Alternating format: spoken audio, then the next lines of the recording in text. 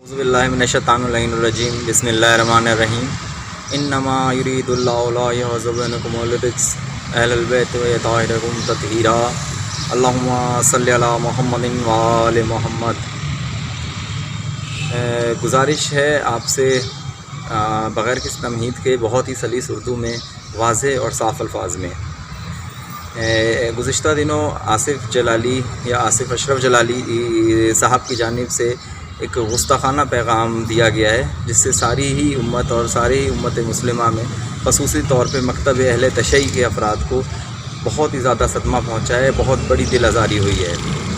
اور یہ کوئی معمولی بات نہیں ہے، اور اس پہ دل آزاری اس سے زیادہ اس بات پر ہوئی ہے کہ باقی تمام جماعتیں، تمام نمائندے، دوسرے مذہبی فرقوں سے تعلق رکھنے والے دوسرے حضرات، زیادہ تر کی طرف سے کوئی خاص مذمتی بیان بھی سامنے نہیں آیا۔ حکومت کی طرف سے کچھ اقدام کیا گیا ہو یا نہ کیا گیا ہو، یہ اس وقت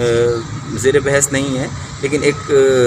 طالب علم ہونے کے ناطے میرا ایک چھوٹا سا جواب ہے کہ اس طرح کی باتوں سے پرہیز کریں۔ یہ تو بہت ہی زیادہ نازک پہلو ہے اور بہت ہی نازک معاملہ ہے۔ یہ تو ایسا نازک معاملہ ہے کہ اس کو اگر ہم ڈسکس کریں گے یا اس کے جواب میں آپ ہمارے کسی بچے سے بھی یا کسی عام آدمی سے بھی بات کریں گے تو آپ کو خود اس میں سوچنے کا موقع مل جائے گا۔ اور یہ ایسے معاملات ہیں کہ اس کے اوپر اگر ہم تھوڑی سی بھی روشنی ڈالیں تو آپ کے بچے آپ سے سوال کرنے لگیں گے کہ یہ معاملہ کس حد تک درست ہے اور کس حد تک یہ صحیح ہے۔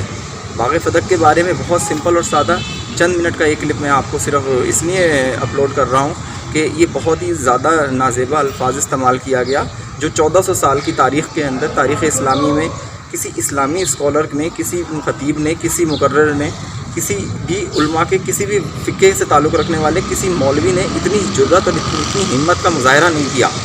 اس میں شدید رد عمل کا اظہار کرنے والوں کو بھی بالکل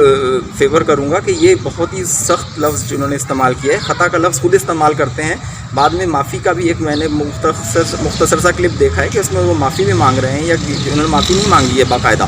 باقاعدہ اپنے کیے کے اوپر نادم بھی نہیں ہے، لیکن اس کے اوپر جو انہوں نے اپنا جملہ استعمال کیا ہے خطا کا لفظ، یہ تو 1400 سال میں کسی نے تاریخ میں آج تک استعمال نہیں کیا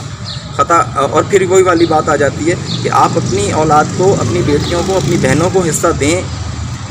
بالکل دیں، شریعت میں پابند کیا گیا، اور آپ اتنی بڑی تہمت رسول خدا کے اوپر لگا رہے ہیں کہ وہ اپنا مال، اپنی جائیداد کا کوئی حصہ اگر دیتے ہیں تو اس میں بہت ہی سادگی سے بات کر رہا ہوں کہ وہ اگر دیتے ہیں، اپنی بیٹی کے نام کرتے ہیں یا کسی وجہ سے کرتے ہیں، تو ان سے طرح طرح کے سوالات جوابات، یہ ایک الگ ٹاپک ہے۔ یہ تو ایسی بات ہے، میں آپ سے پھر عرض کر رہا ہوں کہ یہ اگر آپ اپنے بچوں کے درمیان بھی تذکرہ کریں گے تو آپ کو خود اس کے اوپر سوچنے پر مجبوراً آپ کو آنا پڑے گا کہ کون صحیح تھا، کون غلط تھا۔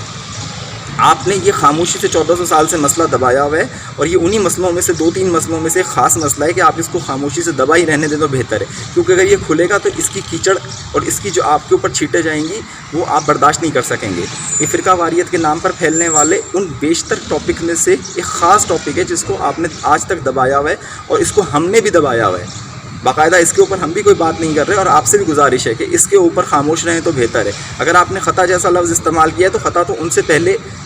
آپ باقی لوگوں کا نام لیں جو اس سے زیادہ خطا کار ہیں۔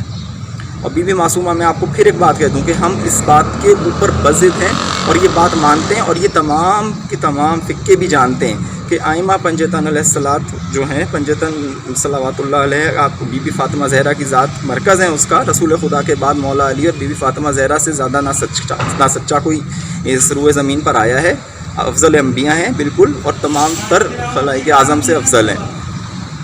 انبیاء سے افضل ہیں۔ اس کو تمام اہل تشیع اور تمام مکتب فکر کے لوگ مانتے ہیں، اور اس کے اوپر کوئی دو رائے ہے ہی نہیں۔ تمام امت مسلمہ بھی اس کے اوپر،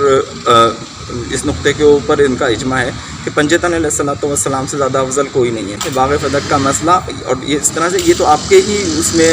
کوڈ میں چلا جاتا ہے۔ اگر باغ فدق کا مسئلہ تھا، دیا گیا یا نہیں دیا گیا، بعد میں وہ حضرت عثمان نے اپنے داماد مروان کو دے دیا، تو وہ کوئی ذاتی جائیداد کے حوالے سے دے دیا تھا، یا حضرت عمر بن عبدالعزیز نے جب واپس اپنی خلافت میں آئے ہیں تو انہوں نے یہ حضرت زین العابدین علیہ السلام کی اولاد کو واپس کر دیا ہے، اہل بیت کو بنو ہاشم کی طرف پلٹا دیا ہے۔ کیا یہ ذاتی مسئلہ تھا؟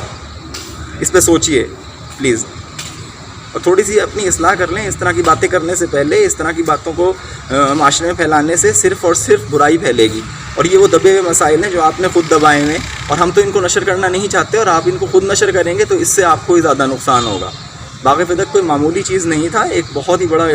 خطہ اراضی تھا۔ اگر وہ کسی طرح بھی یا اس کے، میں اس طرف محرکات میں نہیں جانا چاہ رہا کہ اس کی وجہ کیا تھی یا کس وجہ سے تھا، بہرحال یہ ایک مقدمہ ہوا تھا، تاریخی حقائق اس کے بھرے پڑے ہیں، کتابیں بھری پڑی ہیں، اس میں آپ کو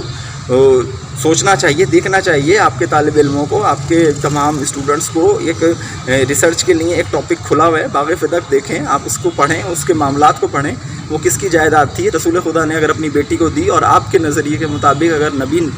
کوئی ورثہ نہیں چھوڑتا، کوئی ترکہ نہیں چھوڑتا، تو جو ترکہ چھوڑ کے گیا جس میں بی بی عائشہ رہتی تھی،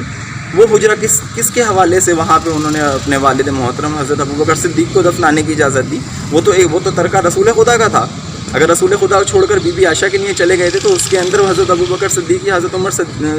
فاروق کا دفنانے کا تو معاملہ پھر اس میں زیر بحث آئے گا۔ میں بہت سے ٹاپکس کو اس کے اندر بالکل خاموشی سے کاٹ رہا ہوں کہ یہ بہت بڑا معمہ ہے، اس پہ سوچیے گا ضرور۔ اس پیج کو لائک کریں، سبسکرائب کریں، اور آگے آنے والی ویڈیوز کو اپنے ساتھ شیئر کرتے رہیں۔ بہت شکریہ، اپنا خیال رکھیے گا، اللہ حافظ۔